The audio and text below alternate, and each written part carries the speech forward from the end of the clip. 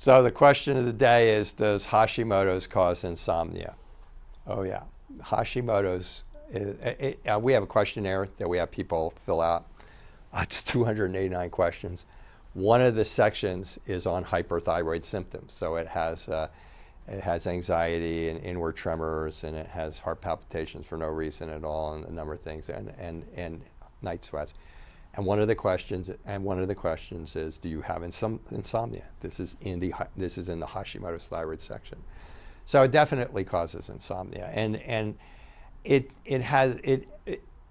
kind of indirect, and it's kind of not. So because Hashimoto's, your thyroid has so many effects on so many parts of your physiology that it can alter your gut function, which can cause imbalances in bacteria, which can cause alternations in your blood sugar, and then you can't go to sleep, and you wake up, you can't go back to sleep, and you're going like, oh my God, I don't know what's going on. It's stress. But it's actually all of those things that was caused by the thyroid in itself. And then it can, and there's so many of those mechanisms I can go through. Just general inflammation when the thyroid is attacked and it starts putting out a lot of thyroid hormone. That's an inflammatory response. The thyroid hormone itself will make you very jittery.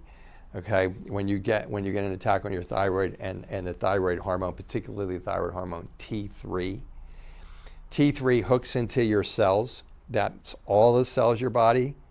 That would be your heart, your liver, your intestines, your brain. Okay, and it hooks into these cells of your physiology and the neurons. It just cranks everything up, and in the brain it causes inflammation. It causes a lack of oxygen. This will disturb your physiology for sleep significantly. Puts a tremendous strain on your adrenal glands. Hashimoto's does. And your adrenal glands, most of you know them as stress glands. They help to control blood sugar. They're secondary sex glands. They do a lot of stuff. And one of the things they do is they directly work with something called your hippocampus in your brain. Your hippocampus is where your short-term memory is. And your short-term memory turns into long-term memory when you sleep. So this mechanism also has a lot to do with your circadian rhythm. When you go from day shift to suddenly going to a night shift, and it takes you like months and months and months to synchronize to that particular schedule, and you don't feel good and you feel crappy. That's your poor circadian rhythm, which is heavily affected by Hashimoto's.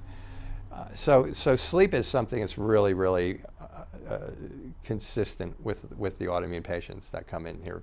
I can't go to sleep. I wake up. I can't go back to sleep.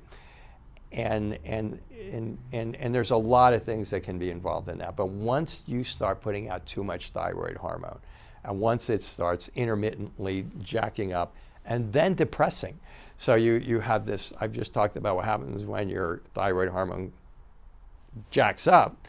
But then when it gets done, it goes down, and now you have just the opposite.